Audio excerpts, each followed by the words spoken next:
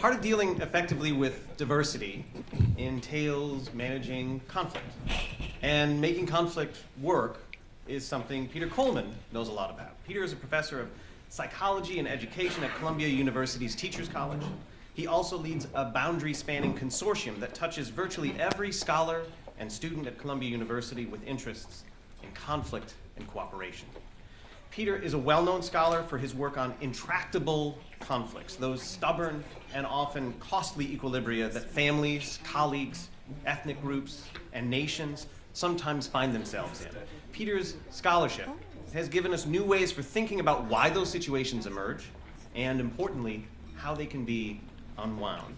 Peter has just authored a new book that I'm pleased to recommend to you, Making Conflict Work.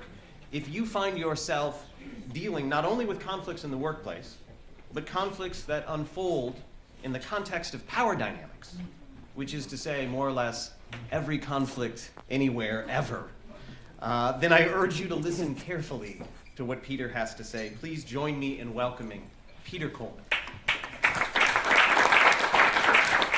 Thank you very much. Thanks a lot. Shake your hand later. Good morning. So if I've timed this right, you should all be fully caffeinated at this moment and really engaged, which is great because I am going to talk about conflict. But I'm going to emphasize, conflict in workplaces and organizations of all types has a bad reputation. There's a lot of research that talks about the consequences of destructive conflict, health consequences, turnover, right, just hostilities and the consequences of that. And what I want to really emphasize is the sort of great potential in conflict, the energy that comes from conflict, the innovation that can come from conflict, and an approach to think about how to navigate that. How do you channel the energy of conflict in useful and constructive ways? So the contents of this book, which actually the publishers were nice enough to give you, so I think that at lunch they'll be handing out copies of this book, and that's great because I can, of course, in 15, 20 minutes talk about all of this. But it's based on about 15 years of research that I've done and things that I could steal from everybody, including Adam Galinsky and many other people in this room, around power and conflict dynamics, right? So I'm going to start by first talking about, if I can sort of figure out how this works, a story. Story about, I'm going to move a little bit if I can, if that's all right for the camera. I want to talk about a story about the United Nations. So for the past 20 years or so, one of the centers that I direct here, the International Center for Cooperation and Conflict Resolution, started to work with the UN. We've worked in various ways with the United Nations, but about 10 or 12 years ago, HR sector in the UN contacted us and said, we'd really like you to develop a negotiation and mediation trainings for us for our internal processes. The UN is a very complex place, extremely diverse place, and there are many disputes, and they were trying to really get their internal act together, and so we created this negotiation mediation series of trainings that they employed here in New York and around the world in all of what they call their field duty stations. And so we did that, and one of my former students, Christopher Lowe, took the helm of it and was implementing it around the world for them. And it went great. It was going very well, I thought, for about 2 or 3 years. And then at some point, I got that call from Christopher, the sort of, Houston, we have a problem call. And he said, we're running into a serious obstacle in the value of this training in the UN. And the story was this, that what we had done in working with the UN is found 3 cases that are particularly relevant to them. So one case was a multicultural conflict, misunderstanding kind of dynamic that had taken place. And so they, during the training, would be trained on kind of integrative win-win negotiations and then negotiate that, and it worked very well. And then they would be given a team conflict. There was a team working together, and you weren't carrying your load, and you were taking all the credit, and so they had internal divisions, and so they would negotiate those using an integrative negotiation, and that would work really well as well. And then the third case that we got from the UN was a case of negotiating up and down. So it was about negotiating a dispute with a superior or a subordinate. So we'd randomly kind of assign people, you're the boss, you're the subordinate, go. And they would almost consistently bring the training to a halt, because those in low power would become kind of peevish and demanding and passive aggressive and not be willing to negotiate, but saying that's not going to work, that's not going to work. And those in power would get sort of stoic and try to be patient and try to listen, and then eventually say, I'm done, do what I tell you to do, I don't care about your feelings, this is what we have to do. So they'd get stuck in this really strong power dynamic that would shut down the training. And Christopher called me and said, you know, the training goes really well until they navigate these power differences, and then we get into this problem where it really jeopardizes the legitimacy of the training, because guess what? The UN is mostly problems up and down. So how do you navigate that? And so this had inspired some work that we've been doing and really mobilized us to kind of take the issue of power differences and conflict seriously. And so that is really the content of this book, is what we see when people, particularly in disputes, you know, conflicts make us nuts, they make us anxious, we don't like them. And so when we're in them, what tends to happen is we sort of fall into our default. So what research has told, and Adam will talk about some of this later, is that when people are in high power, there are certain tendencies that we have. And we may think we're trying to be egalitarian and listen to everybody, but when they challenge us and we get, you know, kind of connected and going, we tend to get slightly psychotic. I mean, one of the things we find is that people in high power actually see people in low power as physically smaller than they are. When they come to stoplights, when they're driving down the street in BMWs and they come to places where pedestrians can walk across, they tend not to stop, right? More than people in lower power. And in conflicts, they A, tend to ignore power differences, B, really don't sort of pay much attention to those in lower power, and fall back in just domination. Really a sort of take it or leave it, take it, do it as I tell you to do. So there are these kind of tendencies that those of us in positions of power tend to move into the longer we're in those positions. But the same is true in low power. Low power has a sort of opposite set of traps. So if you tend to be growing up and in a position of relative low power in an organization, you have much lower aspirations and expectations. You have health problems that come from sort of resentment and a sense of rage that you can't feel you express. And it really does impact your more passive tendencies and maybe passive-aggressive tendencies in conflict. So they have their own set of traps. So what we're going to try to do is talk about, in the context of work conflict, where, by the way, something like 25%, 30% of managers' time every week is spent on managing disputes either they have or their employees have. And the vast majority of challenges that come in the organization are relationships. They're not motivation problems or structural problems. They're really just strained relationships between people, and we have to work with people. And the vast majority of the conflicts are, in fact, have some kind of power or status difference, right? And what typically happens, because those in power get comfortable with a certain mode of take it or leave it or do as I tell you, those in power oftentimes lose. They've done great research on trade negotiators and international relations, and U.S. trade negotiators tend to move into a take it or leave it mode. And so even in situations where they really have no leverage, they can't really create value. They can't change their strategies. They get in these chronic positions.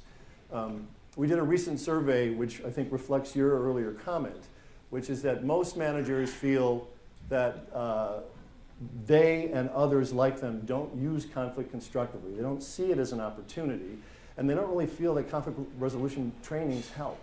And part of that is because most of the trainings are helping you and I as peers negotiate, but it doesn't really address issues of power dynamics. Half of them are unsatisfied with the sort of candor and honesty that they get bottom up, right, from their staff and their subordinates. They don't feel like people can be honest with them at work. And they're particularly concerned with the physical consequences of hostilities, right? So this is the sort of context and the rationale for this work. So what I'm going to do in the remaining, I think, 15-ish minutes is talk about our approach that is articulated in the book, so you'll be able to get more detail later. But I'll talk quickly and generally about the approach. I'll talk about 3 research findings very quickly, and then I'm going to leave you with a mnemonic device, a formula to give you the kind of essence and takeaway of this. Right? You with me? Yeah. Great. Let's start with a thought experiment. So I want you to think for a second. You've set up a meeting, you're running a meeting, and it's a high-level meeting. It's a board meeting of important board members from your organization or an important set of clients, right? And you're working with them, and you're in the middle of a presentation, and it's going really well. And then one of the more senior people stands up and basically contradicts you, challenges you publicly in sort of a demeaning way. Just feel that for a second, right? And think about how you might react or respond to that, right? Okay, shake that off for a second. Now you're running a meeting a couple of weeks later with your staff, right? You've got your VPs or your support staff there, and you're talking strategy, and you're going, and your vision is there, and you're in the flow, and the same thing happens. One of your more kind of independent employees or staff members stands up and says, well, I completely disagree with you, in a sort of condescending way. How do you react? How do you feel? What do you do?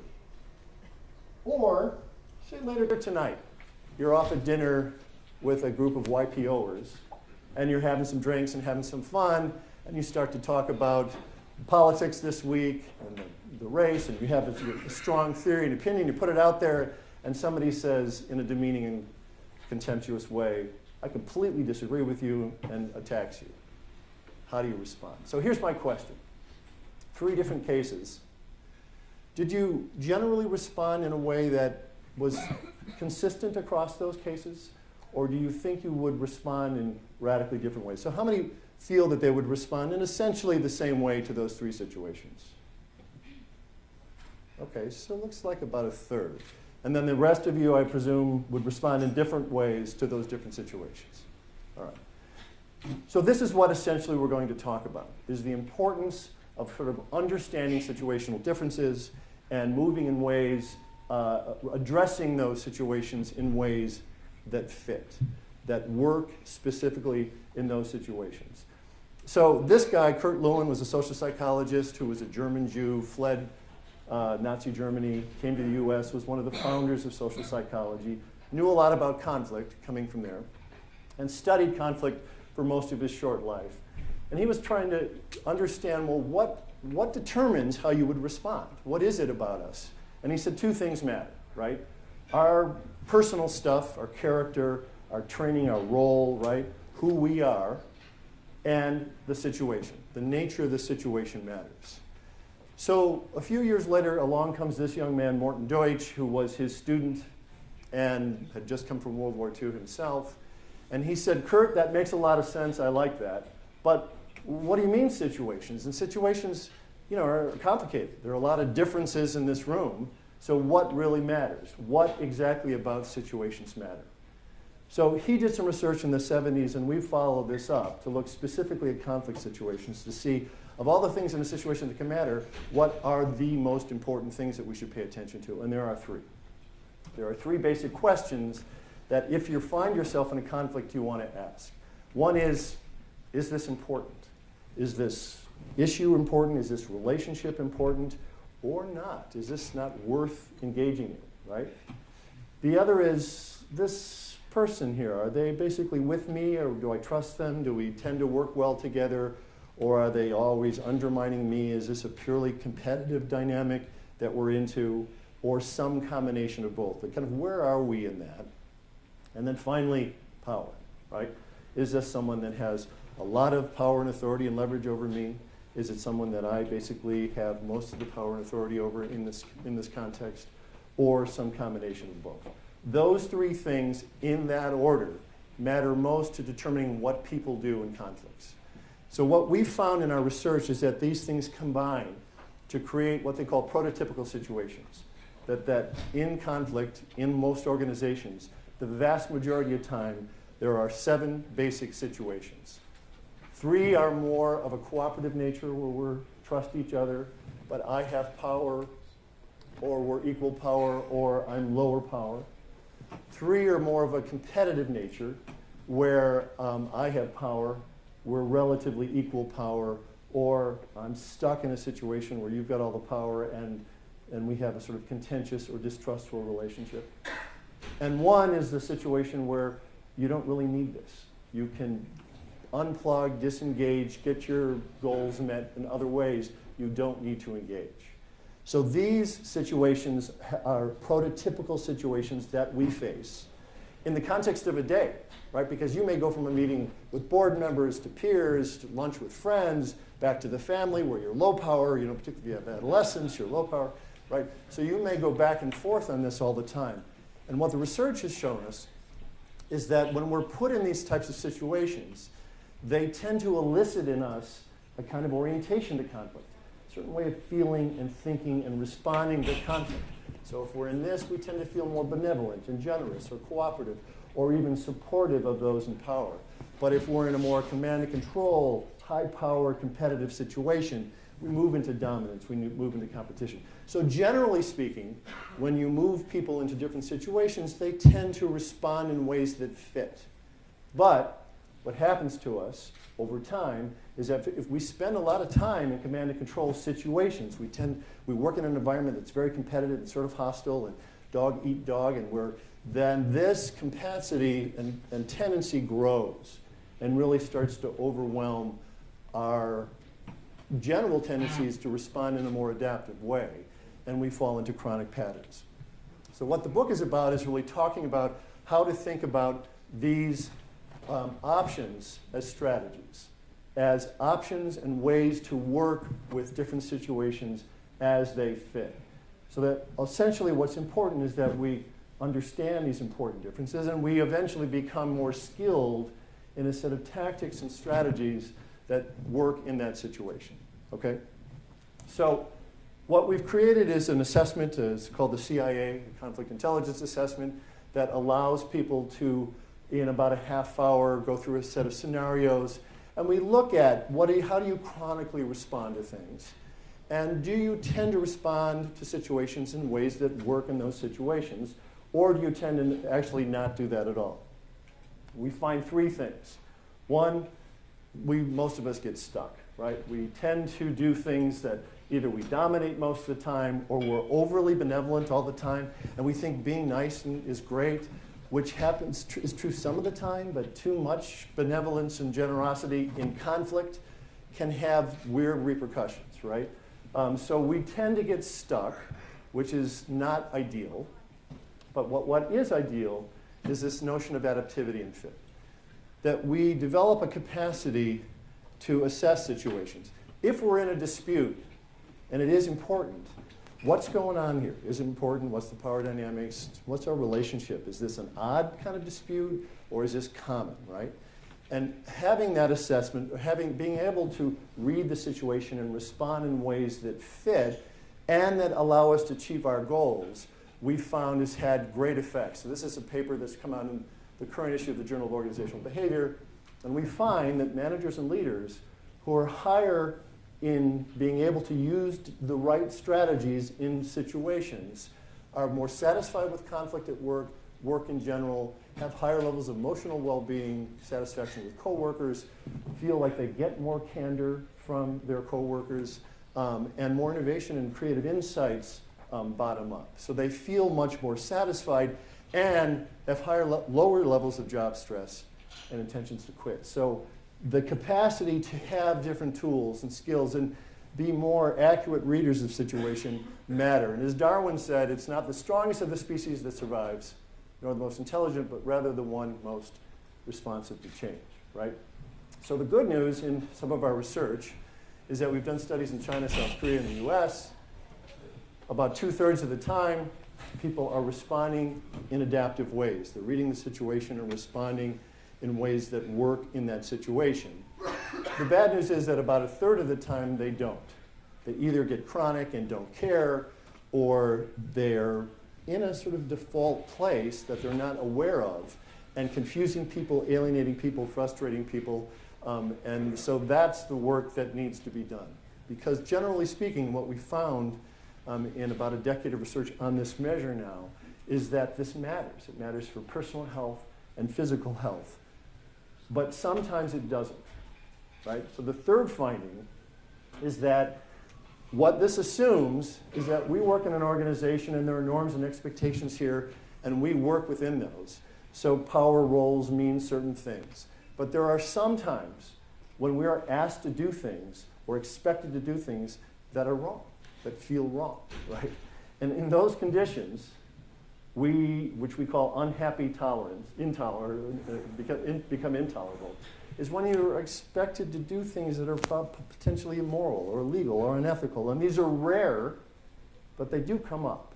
And so in those situations, we describe a process of principled rebellion, where people can sort of slowly say no and sort of ratchet up what that can mean if they feel like they've been asked to do things that are really inappropriate. A highly consequential strategy, but it is a backup. It is a backup. You know, you're not powerless in these situations. There are strategies that empirical science has shown are useful strategies in this context. As Shaw said, since reasonable people adapt to the world and unreasonable ones try to alter it, human progress depends on us once in a while being unreasonable, right? So I think I have to finish up, but let me just say this is the essence of the book, that there are a variety of strategies and tactics that are described, and we emphasize the importance of developing competencies in a variety of them, and that under the conditions where you're being asked to do something inappropriate, that you have a backup, that each of these fits a different type of situation, that each is associated with certain benefits and consequences, but even being benevolent too much has consequences, right? That we tend to be drawn to some of this is cultural. We're seeing cultural differences. We're seeing developmental differences in how young we are. We're seeing individual differences. But the important component is that developing competencies for employing each effectively is really key. Can I have 60 seconds? So this is the takeaway. This is the formula. This is all you need to know, right? 1, 3, 7, 7, 10. Can you please say it? 1, 3. Okay, thanks very much. No, I'm just kidding. Makes sense. What this means is, one, if you're in a conflict, you got to have a reason, right? Otherwise, why bother? And if you find you have a goal in that conflict, is it worth it? Are they with me or against me? What's the power differences? And those 3 questions evolve into 7 different types of situation and strategies. And the book outlines tactics for each of these. So this is basically your formula for navigating conflict effectively. Thank you.